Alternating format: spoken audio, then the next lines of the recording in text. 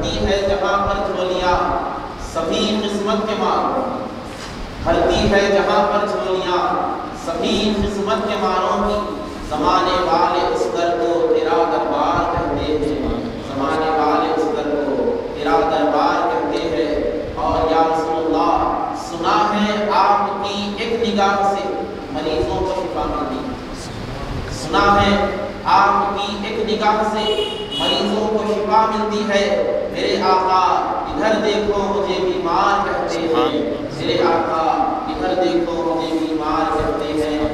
اللہ رب العزت کا بے انتہا فضل و کرم ہے کہ جس نے مجھے اور آپ کو امت محمدیہ میں پیدا کیا، اور ہم کو اس نے یہ توفیق دی کہ ہم نے اس رمضان مبارک کے 24 روزے پورے کر لیے اور تراویح بھی پڑھی۔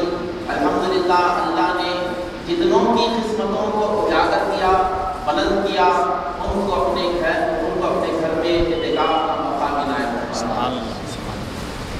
میں نے اپنے خطبے میں جو آیت شریفہ پڑھنے کا شرف حاصل کیا،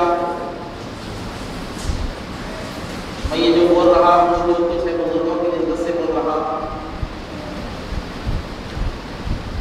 اللہ رب العزت قرآن مقدس میں ارشاد فرماتا ہے فَتَلَقَّىٰ آدَمُ مِن رَّبِّهِ كَلِمَاتٍ فَتَابَ عَلَيْهِ، پھر آدم نے اللہ سے چند کلمے سیکھ لیے،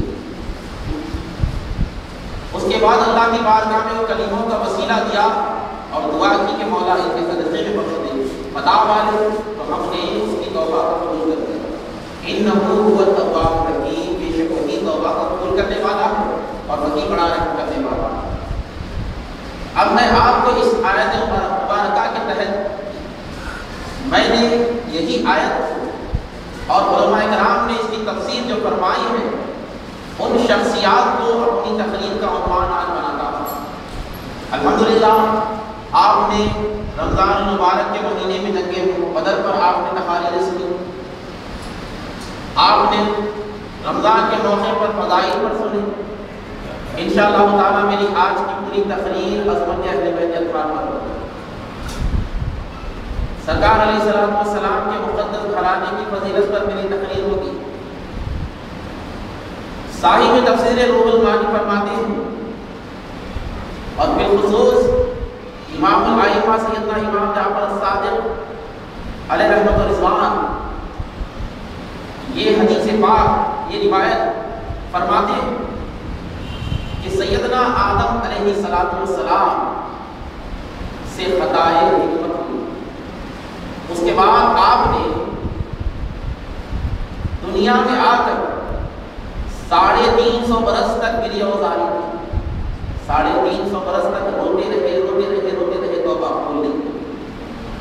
اگر اللہ چاہتا تو جب ہی توبہ قبول کرتا جب آپ نے پہلی دفعہ اپنے ہاتھوں کو بلند کیا، لیکن کسی کی عظمت دکھانا تھا، قیامت تک آنے والے لوگوں کو بتانا تھا کہ 350 برس تک آدم اللہ کی بارگاہ میں دعا کر رہے ہیں، ڈائریکٹ کر رہے تھے، قبول نہیں کی، وسیلہ جب دیے سیکنڈوں میں قبول ہو گئی۔ اللہ رب العزت کی حکمت کاملہ نہیں، جب وہ کوئی چیز کی عظمت بتانا چاہتا ہے تو اپنے محبوبین کے ذریعے بتا دیتا ہے۔ نزہۃ المجالس میں سیدنا امام جعفر صادق فرماتے ہیں کہ حضرت سیدنا آدم اور حضرت حوا جنت میں ٹہل رہے ہیں، جنت کے باغات میں ٹہل رہے ہیں۔ یہ روایت پیش کرنے کا مقصد یہی ہے کہ اللہ رب العزت نے زمین و آسمان پیدا کرنے سے پہلے اپنے محبوب کے نور کو پیدا کیا، اور محبوب کے نور سے اللہ رب العزت نے پنجتن پاک کی تصویر جنت میں بنا کر پنجتن کو اللہ رب العزت نے محفوظ مقامات میں جنت میں رکھا۔ سیدنا امام جعفر الصادق فرماتے ہیں، اور یہ وہ شخصیت ہے جس کے بارے میں امام اعظم نعمان بن ثابت علیہ رحمۃ الرضوان فرماتے ہیں کہ اگر ہم کو امام جعفر الصادق کا سایہ نہ ملتا، اگر ہم ان کی غلامی میں اپنے آپ کو بہرمند نہ کر دیتے تو ہم ہلاک ہو جاتے۔ وقت کے امام، جلیل القدر امام، جس کو ساری خدمت امام الائمہ کہتی ہے، ان کا عقیدہ یہ ہے کہ وہ اپنے آپ کو سیدنا امام جعفر الصادق کا غلام بناتے ہیں، اور یہ عقیدہ ثابت کرتے ہیں کہ جو علوم شریعہ ہم تک پہنچے ہیں وہ نبی کی آل کی بدولت پہنچے، وہ سرکار علیہ الصلوۃ والسلام کے اہل بیت کے وسیلے سے پہنچے۔ امام جعفر صادق فرماتے ہیں حضرت آدم حضرت حوا جنت میں ٹہل رہے، حضرت سیدنا جبرائیل آئے، آ کر بولے کہ اے آدم میں تم کو ایسی چیز نہ دکھاؤں جو تم نے آج سے پہلے کبھی نہ دیکھی؟ کہا کہ اے جبرائیل دکھا دو۔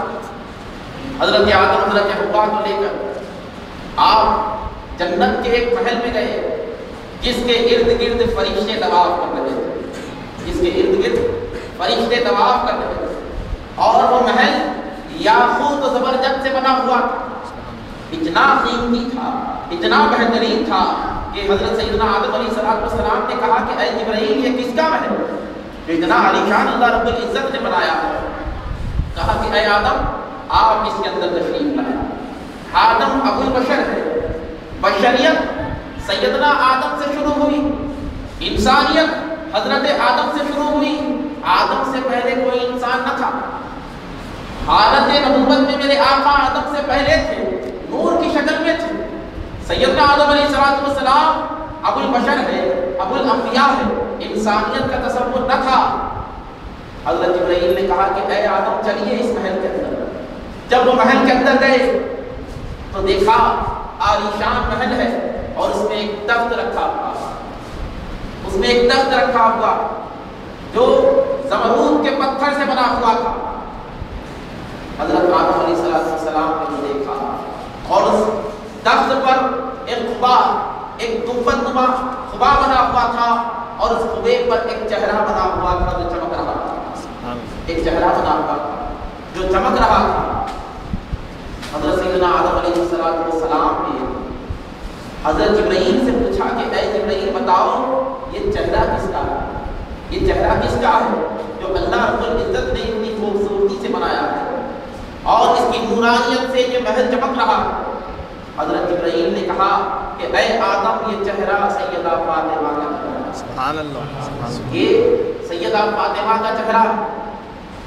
اور کہا کہ اے آدم جو اس چہرے پر تم کو تاج چمکتا ہوا نظر آ رہا ہے یہ محمد عربی کے نور سے بنا ہوا ہے، یہ سرکار علیہ السلام کا نور مقدس ہے۔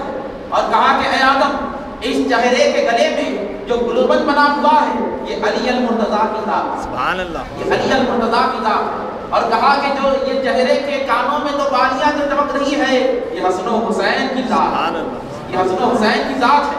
اہل بیت اطہار کا تذکرہ جب ہو رہا تھا جب دنیا میں بشریت کا تصور بھی نہ تھا، انسانیت کا تصور بھی نہ تھا۔ حضرت آدم علیہ السلام حیرانی پریشانی کے عالم میں وہ چہرے کو تک کر دیکھ رہے ہیں، حیرانی کے عالم میں دیکھ رہے ہیں۔ یکایک وہ چہرے کے اوپر کے حصے میں جب نظر پڑتی ہے تو چند اشعار عربی میں لکھے ہوتے ہیں، لکھا ہوتا ہے انا محمود و ھذا محمد، میں محمود ہوں اور یہ محمد ہے، سبحان اللہ، انا اعلیٰ و ھذا علی، میں اعلیٰ ہوں اور یہ علی ہے، انا فاطر و ھذہ فاطمہ، میں فاطر ہوں اور یہ فاطمہ ہے، الاحسان منی و ھذہ حسنی والحسین، کہا کہ احسان مجھ سے ہے اور یہ حسن اور حسین ہے۔ جب یہ کلمات سیدنا آدم نے پڑھے جبرائیل نے کہا کہ اے آدم یہ کلمات کو یاد کر لیجئے، تمہارے کام آئیں، یہ کلمات تمہارے کام آئیں گے۔ حضرت سیدنا آدم علیہ السلام جنت سے نکلے، دنیا میں آئے، 350 برس تک روتے رہے۔ اب علماء کرام فرماتے ہیں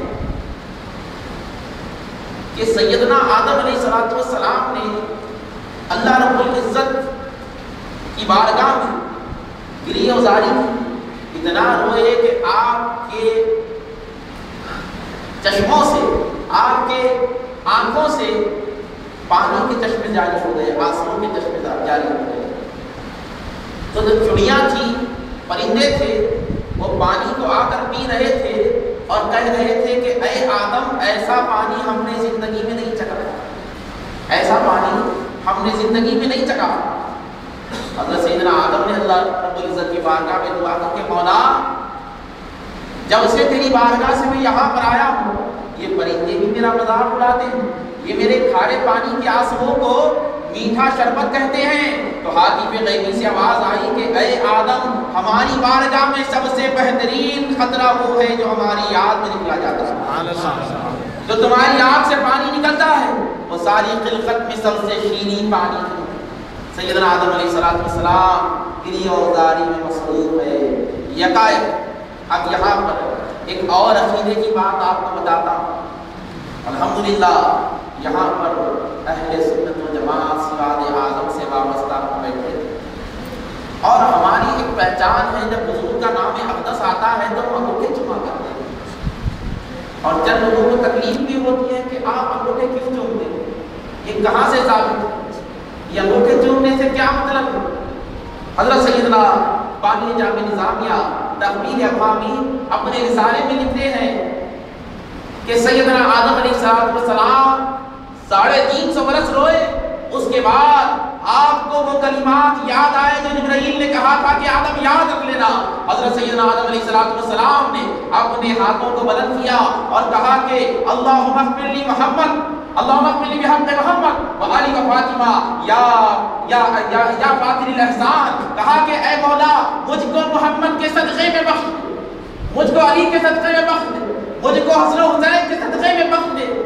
یہ ابو البشر سید الانبیاء ہے جن کو اہل بیت کے تھار کا وسیلہ دینا پڑ رہا ہے، حضور کا وسیلہ دینا پڑ رہا ہے۔ یہاں پر عظمت اہل بیت جاری ہوتی ہے کہ سیدنا آدم ابو البشر ہو کر وسیلہ مصطفیٰ تلاش کر رہے تھے، وسیلہ حیدر کرار تلاش کر رہے ہیں، تو ہم اور آپ کہاں پر چلے گئے؟ ہم اور آپ کہاں پر چلے گئے؟ اب یہاں پر عقیدے کی بات بتاتا ہوں۔ کہا حضرت جبرائیل نازل ہوئے، کہا کہ اے آدم اپنے ہاتھوں کو چھوڑ دیجئے، کیونکہ اللہ فرماتا ہے کہ اگر آدم ان لفظوں کو کہہ کر ہم سے ساری خلقت کے بارے میں توبہ کی دعا مانگتا تو ہم اس کو بھی قبول فرما لیتے، ہم اس کو بھی قبول فرما لیتے۔ اس کے بعد حضرت سیدنا آدم علیہ السلام نے جب یہ وسیلہ دیا، اللہم اغفر لی بحق محمد، مولا مجھ کو محمد کے صدقے میں بخش۔ ہاتف غیبی سے آواز آئی، رب کائنات نے کلام کیا کہ کہا اے آدم تم نے اس محمد کے نام کو کیسے جانا؟ تمہیں یہ کیسے معلوم کہ محمد بھی کوئی ہے؟ حضرت آدم نے کہا کہ مولا جب تم نے میرے جسم میں روح کو ڈالا تھا، میں نے سب سے پہلی بار جب آنکھ کھولی تو میں نے عرش کے پائے پر لا الہ الا اللہ محمد رسول اللہ تو میں سمجھ گیا یہ تیرے محبوب، یہ تیرے برگزیدہ رسول ہے۔ کہا کہ اے آدم، اب حضرت آدم نے پھر سوال کیا کہ مولا یہ محمد کون ہے جس کے نام کو تو نے عرش پر لکھ رکھا اور جنت کے ہر پتے پر لکھ رکھا، فرشتوں کی پلکوں پر لکھ رکھا، روحوں کی آنکھوں میں لکھ رکھا، یہ محمد کون ہے؟ کہا کہ اے آدم محمد وہ ہے جس کے خاطر میں نے ساتوں زمین و ساتوں آسمان پیدا کیے۔ اے آدم اگر محمد کو پیدا نہ کرتا تو ہمارے عزت و جلال کی قسم میں تجھ کو بھی پیدا نہ کرتا، میں تجھ کو ہی پیدا نہ کرتا۔ جب یہ الفاظ سیدنا آدم نے سنے تو یہاں پر عرض کی کہ مولا تو نے جس کے صدقے میں میری توبہ قبول کی، میں چاہتا ہوں کہ اس محمد کے چہرے کو دیکھ، اس ذات محمد عربی کو دیکھ۔ کہا کہ اے آدم، اب یہاں سے حضرت بانی جامع نظامیہ امام انوار اللہ فاروق رحمۃ الرضوان فرماتے ہیں کہ سیدنا آدم کو حکم ہوا کہ اے آدم اپنے ناخنوں میں دیکھو، انگلیوں میں دیکھو، تم کو میرے محبوب کا چہرہ نظر آئے گا، سبحان اللہ، تم کو میرے مصطفیٰ کا چہرہ نظر آئے گا۔ ابو البشر سید الانبیاء حضرت سیدنا آدم علیہ السلام اپنے انگلیوں میں دیکھے تو تصویر محمد نظر آئی، سرکار مدینہ کی تصویر نظر آئی، تو حضرت سیدنا آدم علیہ السلام نے اپنے انگوٹھوں کو لبوں کو لگا کر آنکھوں پر ملا، پھر چوم لیا۔ حضور کے چہرے مقدس جب سیدنا آدم کے انگوٹھوں میں نظر آئے تو آپ نے تعظیم سے چوم لیا۔ اب سوال یہاں پر یہ پیدا ہوتا ہے کہ ہم کیوں چومتے؟ وہ سیدنا آدم کو نظر آئے تو چوم لیے، ہم کیوں چومیں؟ اب اللہ نے زبان سے دی بغیر ہڈی کی، انسان سوال کرتا ہے کہ ہم کیوں چومیں؟ کوئی دلیل ہے جو صحابہ نے چنی ہے؟ خدا کی عزت کی قسم ہے، سیدنا ابو ہریرہ رضی اللہ تعالیٰ عنہ سے روایت ہے کہ سرکار علیہ السلام تشریف فرما اور حضرت جبرائیل علیہ السلام کی تشریف فرما. مسجد نبوی ہے، صحابہ اکرام بیٹھے، نماز عصر کا وقت ہوا. حضرت بلال رضی اللہ تعالیٰ عنہ مسجد کے مینار پر کھڑے ہوئے اور اذان دینے لگے. اللہ اکبر اللہ اکبر، اشہد ان لا الہ الا اللہ، اشہد ان لا الہ الا اللہ، اشہد ان محمد رسول اللہ. جب آپ نے یہ کہا تو حضرت ابو ہریرہ فرماتے ہیں کہ حضرت ابو بکر صحابہ کے جھرمٹ میں بیٹھے تھے اور اپنے انگوٹھوں کو چوم رہے تھے. سبحان اللہ. حضرت سیدنا امیر المومنین ابو بکر صدیق رضی اللہ تعالیٰ عنہ جن پر ہمارے ماں باپ قربان، وہ چوم رہے تھے. جب یہ منظر میرے آقا و مولا نے دیکھا اور جبرائیل سے کہا کہ اے جبرائیل یہ ابو بکر انگوٹھے چوم رہے ہیں، یہ ابو بکر انگوٹھے چومتے ہیں. تو جبرائیل نے کہا یا رسول اللہ، جب سے آدم نے انگوٹھے چومے ہیں اللہ نے وہ سنت کو آدم کی نسلوں میں آباد فرما دیا. اللہ نے آدم کی نسلوں کو وہ شرط دیا کہ آپ کے نام پر انگوٹھوں کو چوما کرتے ہیں. اب خدا کی عزت کی قسم ہے جو انگوٹھے چومتے ہیں ان پر میرے مصطفیٰ کی شفاعت واجب ہے. میرے آقا فرماتے ہیں کہ اے صحابہ گواہ رہنا، جس طرح میرے ابو بکر نے کیا، میری خدا کی عزت کی قسم جس کے قبض قدرت میں محمد کی جان ہے، قیامت تک جو میرے نام لیوا میرے نام پر اپنے انگوٹھے چومیں گے، بروز محشر میں ان کی شفاعت فرماؤں گا، ان کی شفاعت فرماؤں گا.